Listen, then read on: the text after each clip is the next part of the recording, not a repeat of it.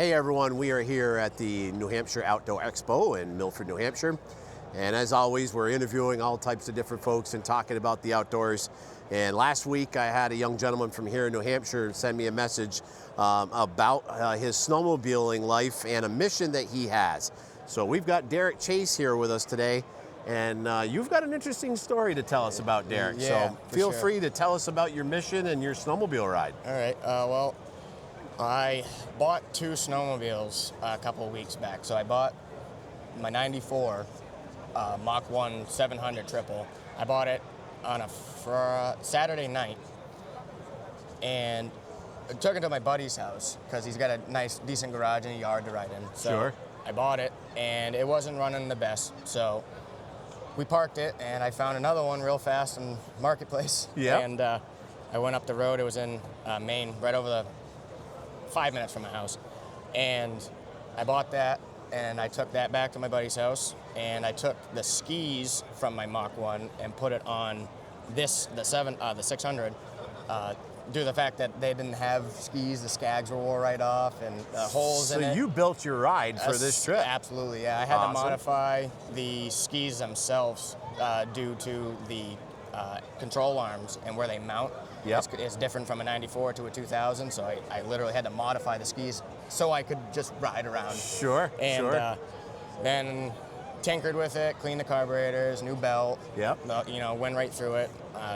Called my dad, asked him, hey, how do I do this? I forgot because it's been years. Yep. And so, folks, he didn't take a brand new off-the-shelf snowmobile. What year was the Sled? It's a 2000 MXZ 2000 600. MXZ Yep. Skidoo that you were able to put together and Yeah. this mission to take off on your ride. Yep. Well, I bought it and it ran great. The only thing that I did do engine-wise was just clean the carburetors, but that was just for more security in my mind, because if I was going to go for a ride, that's the number one thing with these sleds, with the fuel nowadays, with the ethanol, they get gummed up. Oh, absolutely. Yeah. Where do you live, bud? I live in Rochester, New Hampshire. In Rochester, Yep. okay. Yep. I grew up in Nottingham, but I live in Rochester because... So you're over near the Maine border. Yep. Southern New Hampshire by most standards. Yep. About not even 2 minutes from Lebanon. Yep. Maine. Yep. Gotcha. Now, is there a trail network in your region? The closest one that I could potentially get to and drop off would be like near Spalding High School. Okay, because then you can go up like Route 11 towards Johnson's Dairy Bar. Yep. And then you can get on the main trails from there. Gotcha. So it's probably been a few years since you've had snow that you could do this down there. Yeah. And I haven't. This is the first time I've ridden a snowmobile in 8 years. Yeah. Well, I live in the Champlain Valley in Vermont, and it's pretty much the same weather, currents, and atmosphere. The mountains, we've had a ton of snow. Yeah.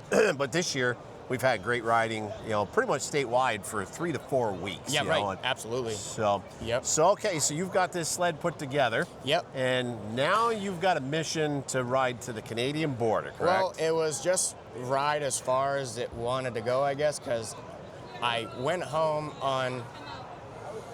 it was Thursday night, and I went home, say hi to my wife and my kids, because I worked on it all day, and she's a saint. She gives me so much leeway.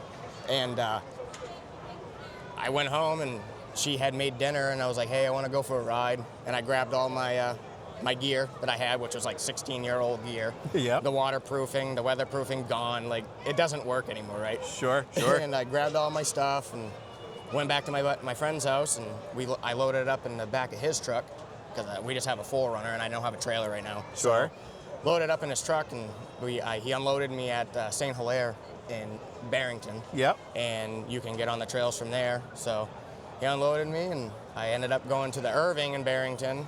And then from there I filled up and I went towards Northwood. Yep. Thinking I could get gas at the Shell, which you can't anymore because they closed the trail down. Sure.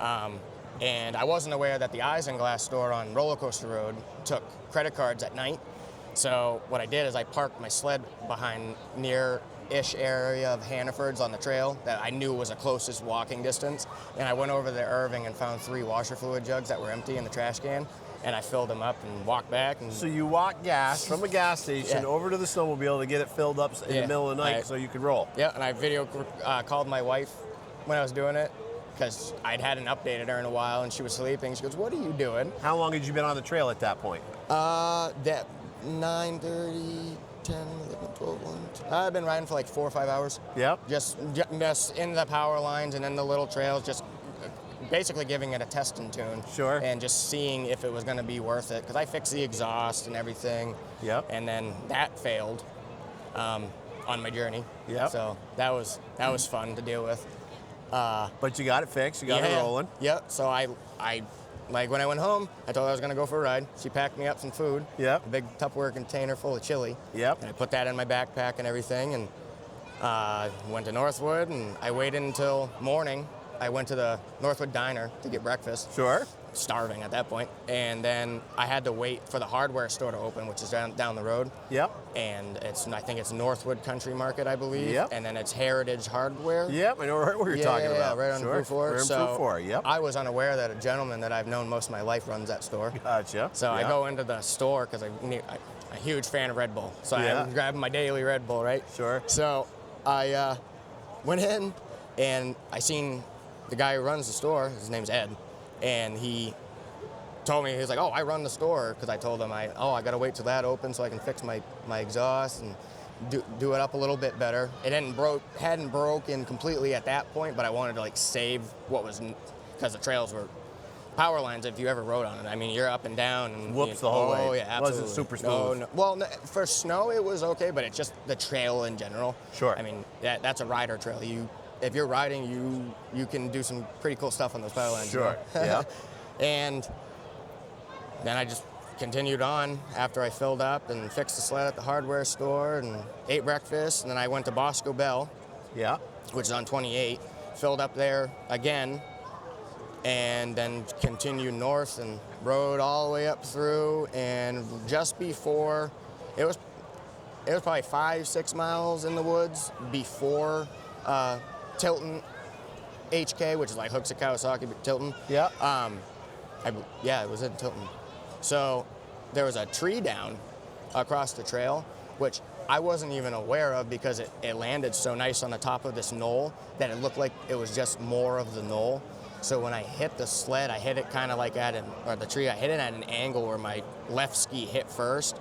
Well, when the track hit, it like catapulted the sled up, and I tried to save it because I didn't want to crash the sled. So it ended up flipping, and I wish I would have gotten pictures of it because I didn't take any pictures up until one trail right before.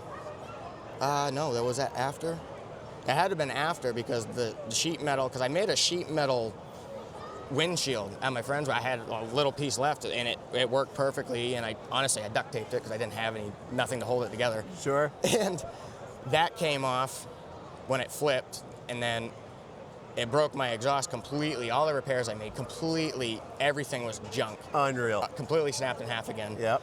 So now, then, at this point, not to cut you off, No, but no. had you mentally made the decision you were going to try and ride to Canada? Yeah. So now you've got Pittsburgh, this yeah. long ride mission to Pittsburgh, and you've just boned a tree, and now you got to figure out how to get it back rolling. Yeah, so it was either try to fix and repair, and it was snowing and raining, so that's the next part of this whole thing. I mean, it was an adventure. No doubt. So I couldn't see. I think that's probably the main reason why I hit the tree the way I did, because I hadn't wired in my helmet plug yet to the sled. Sure. So I ended up stealing power from the brake light plug because I made my own harness, because when I bought the sled, it didn't even have a light on the back. Sure. Because it was the seat, Yep. the way it is and everything. And so I stole power from that so I could plug my helmet in.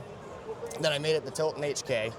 I was completely soaked because it was raining. All my gear was so old that it was waterproof at one time, but not anymore. It's just so old. Yep. So I ended up buying a full mono suit, which was a child's size, because I didn't honestly want to spend the money at that point. Sure. Because I honestly wasn't sure if I was going to turn around and go home or keep going. Yeah. So I bought the suit, bought a new head sock, gloves.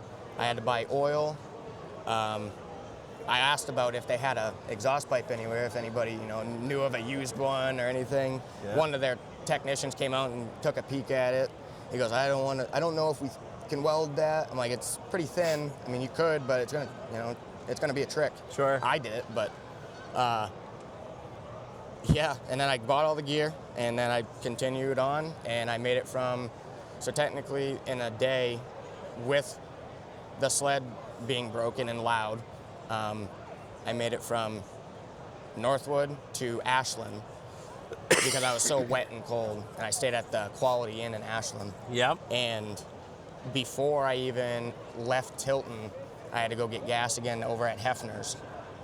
But I seen that there was a Lowe's, and my sled was so loud, I actually went inside Lowe's and bought earplugs because it was hurting my ear. Because it echoes right where it was broken. Sure. There's a side panel where the pull cord is. Sure. And it was broken right behind there, and it would echo off. You could almost feel it on my leg. So it's coming up under the cowl. And it was going underneath my helmet, and Sure. it was so loud. Yep. So I bought earplugs, and that made it way easier to ride that. No So, doubt. I just kept on trucking and went to Ashland, spent the night. Reversed that, woke up the next day, pretty late actually, because I slept like a baby. Yep. And I went from Ashland to Errol, where I went to Big Al's and had some dinner, met some folks there. They helped me out. Justin Great and place. his dad. I've been there. Yep. And had dinner, and then I left there. Well, I called over to the Northern Comfort in Colebrook. In Colebrook, He is sure. an awesome guy. Yep. That guy is awesome. So I didn't get there until 15 minutes till midnight. So it was late. Ducret Sporting Goods is right there. Yep. I stop at Ducret's. I'm on my way to Pittsburgh all the time. I went over Great to guys. Lemieux too. Yep. Those guys are awesome. Yep, they sure are. And so I made it to Northern Comfort and met the gentleman who runs the place at nearly midnight. He gave me my key, and I was so tired and I was in a rush. I ended up losing my brand new pair of gloves that I bought at HK. Yep. And my brand new head sock, because I took them off and I set them on the sled while they slid down. And I didn't have those the next morning because I tired and wore out essentially. And so the next following morning, I had to go over to Lemieux. My mono suit that I bought, the zipper broke. It wasn't even that the zipper broke. It was like 4 of the teeth, because they're made of plastic, it just pulled away from the fabric. Sure. So I could only zip it all the way up, and this was open, or all the way down, and my chest was open. Yep. So I bought a coat, and I bought new gloves, and I didn't buy a new headstock because I found that when the gentleman standing in the room next to me, actually, when I seen him, like, hey, did you find? Oh, is this yours? And then it was the last day I found my gloves. Sure. After I bought brand new $100 gloves. Yep. And then another coat, because this wouldn't zip. I was freezing. Oh my Lord. Yeah. So then you headed from there up to Pittsburgh, and so you went right to the Canadian border, correct? Colebrook for one day, because the pipe was broken. It was melting the side of my sled. Yep. And so I rode around for a little while, not very far. Just in and out of Colebrook, like through the group trails, which they do amazing. That's why I hung around there. They were nice to ride on. Yeah. Even with the traffic of the Festival of Lights. Sure, Festival of Lights is going on that weekend. It was, and just even with that traffic, those trails were still awesome. Nice. Absolutely awesome. Cool. And I'm trying to figure out the timeline here. So I was fixing my sled in the parking lot of Lemieux because I still couldn't find a pipe yet.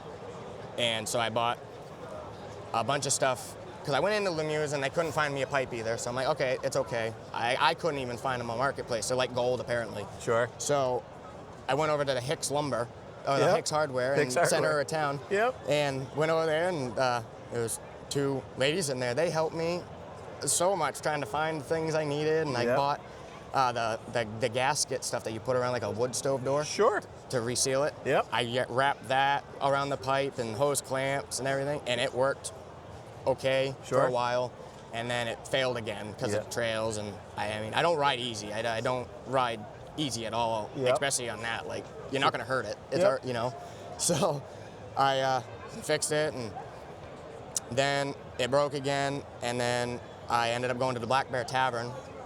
I called my wife. I was like, I don't know. I got to fix this one way or another, or I don't know, because it was melting the side of my sled really bad.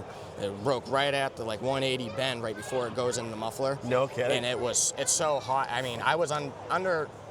I didn't realize how hot that actually got. Like, I'm used to diesel trucks because I'm a diesel mechanic and stuff. I wasn't aware that the sleds got that hot. I was actually pretty surprised. I was like, oh man, I'm not even close to fixing this thing if that's the case. Sure. So I ended up meeting a gentleman who owns a company in Colebrook. It's DHI General Contractors, I believe, and his name's Daniel Hebert. Yep. That guy is a saint. Yep.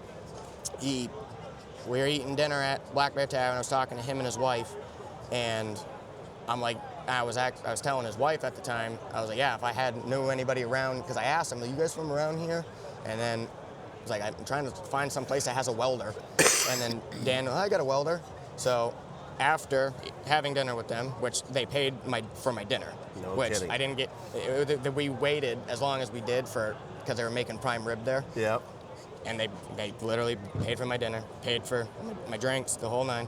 And then I followed them down the road on my sled, down Main Street and down through by the fire station. And he let me into his shop. Just opened the doors. Doesn't know me from Adam. Sure. Okay? Opens his doors. He's like, yep. He goes, if you need anything, call me. I'm right up the road. If you need, any more tools that's not here and you can't That's find what them. North Country people Man, are about, man. I'm telling you right now. Yep, and I've been going to Pittsburgh, as I told you on the phone, for over 25 years. Yeah. We've been going up deer hunting, snowmobiling, and everybody that, especially the Daiwo locals that have been there, will go out of their way to help you out. So many people offered, but I'm wicked stubborn. Like I want to do it, But Sure. I ended up taking him up on his offer, and they opened it up, and I welded it all together. Some patches here, and big old gaps in the pipe now because it's all twisted and stuff. Sure. So I mean, I'm a pretty decent welder. I'm not the best, but I can get stuff to hold. Yeah, Well, sure, to say it that sure. way. Yeah, and once it was fixed, completely different machine. Yep. Way different. No doubt. Oh man, No you could doubt. really ride it after that because Sure. no noise, quiet. No vibration, probably. You're not looking like a fool. Like I genuinely felt bad going past people on the trail because it was so loud. Like they must have thought I had like a mountain can or something on the sled, like Sure. a young kid. Like, oh, look at Yeah. that. No, I don't like that. That's annoying. Yeah. Plus I hunt.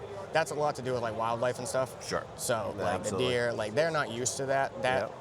That doesn't need to happen. You know what I Yep, mean? So exactly. I wanted to get it fixed as soon as possible, and with the help of Daniel and his wife, I wouldn't have been able to finish that trip because I would have Gotcha. either had to leave that there, or Yeah. risk riding it home and just bandaging it all the way home. And then after that, the next day after it was fixed, that's when I woke up and I rode through Pittsburgh. Yep. And my phone died at Young's because I stopped there and I got a steak and cheese sub and a soda. Sure. Yeah. And my phone died because I had a Milwaukee little power pack thing with me. I didn't bring a charger and I only brought one battery, but I used that as much as possible up until that point. And then after I left Young's, because I met a gentleman on the trail, I was getting kind of confused because they changed the numbers since the last time I rode. Yep. I was used to the old numbers, but now everything's different. Sure. So I met up with a dude down the trail, Murphy, and he brought me pretty much right to the intersection of where I had to go. He's like, yep, go there. I'm like, thanks, man, and go to Young's and had lunch. And then after that, I went all the way to the border because I knew the trails after that point, and Yeah. then went back and I hung out at the Black Bear Tavern again because my room was right down the road. And then that next morning, I woke up, and what did I do after that? Because I didn't go right home. I rode around for a little while that day, and the temperature was negative 14, 16 when I woke up. Yeah. So I Nippy. waited until like 8:30. Yep. And then I got on the sled, and it was still really cold, and I rode around for a while, and then I called my wife. I was like, honestly, if I try to tonight, unless I don't make it anywhere I can stay, like it's gonna get cold. Sure, So sure. she's like, oh, just stay and then do it in the morning. It's supposed to be warmer. So I did. Just a smart decision. I rode it by myself, so there's no need to endanger myself, right? So I went and stayed that one more night, and then next morning I rode from Colebrook to Plymouth, where I ate dinner and stayed at the Common Man. Yeah. That was my last night out, so I stayed at the Ritz. I was staying Sure. at all the places were nice, but I've never been to a place like that ever. So you rode from the Common Man on your last leg home from there? Yep. All the Gotcha. way from Plymouth. I didn't stop until I got to, in my ride, I technically started from the hardware store. Yep. In a nutshell, because that was the last place that I could technically get fuel. Sure. And I cleared my odometer from like the 200 and something miles I did between messing around and in my buddy's yard, and then between Barrington, Northwood, and all night long, literally Sure. all night. What was your total mileage? 1,168 miles. No kidding. Yep. Round and loop. Between going all the way, doing what I did, and then all the connector trails, and I checked out, and on the way home, I went all the way down through Bosquen, past the ladies' prison. Sure, because that's where me and my dad would unload back in the day. Yeah. And so now you've got a mission that you want to try and accomplish. You described your ride, and tell us about your mission. So I started posting on one of the Facebook groups, which is New Hampshire, snowmobiling in New Hampshire. I started posting there.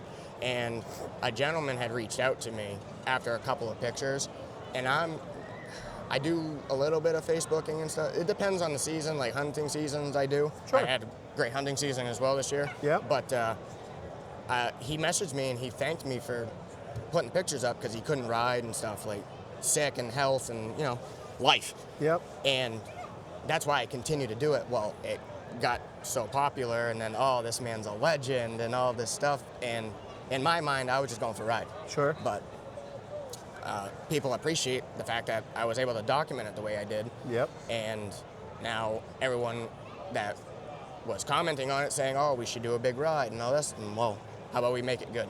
Yep. So at first it was chasing the cure, but there's another gentleman out of the Farmington area that has a ride out of the Hogs Pen he's also sick, but his is chase the cure. Yep. So that's a motorcycle ride. Correct. Right? Yep. But we didn't want to go where, you know, we want to stay fair and you know, so we looked up this, my wife actually came up with the name. Yep. And so Nuts and Chassis, Cruize for the Cure. Cruize for the Cure. Yep. So gotcha.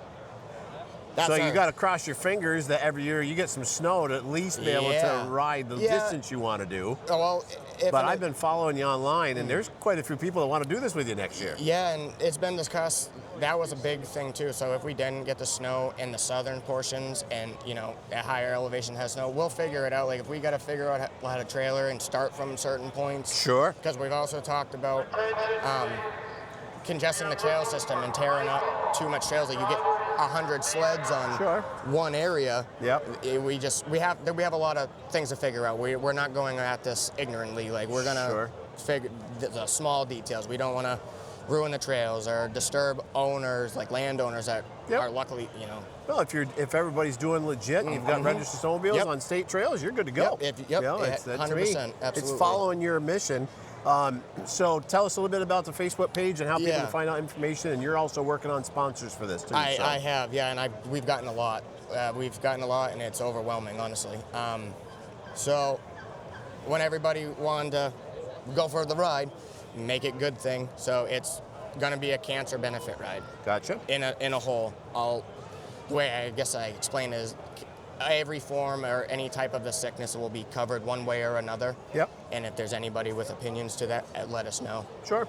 Add us on Facebook, do the whole nine. Yep. Nuts and Chassis is a Facebook group. You can also add me directly, Derek Chase, and no problems. It's on Facebook, right? So it's going to be a benefit ride for cancer, but kind of directed towards male issues like prostate and testicular. My grandfather died of it, and my wife's grandfather died of it. And then after talking to all of these people like I have, I didn't realize how many, even some of the sponsors directly. Yep. And as of right now, it's...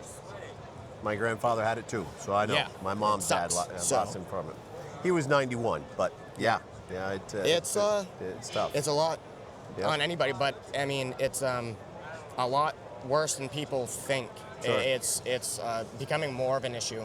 Absolutely. It's huge, actually. Yep. And then another thing, my buddy Hunter, he just went through his first round of chemo. So I'm not going to talk too much about that, but we're working out a way for like stickers and hats and shirts, and then we're going to help him try to pay his bills. He's got, I don't even know if his son's a year old yet. Yep. But I mean, he's got a family.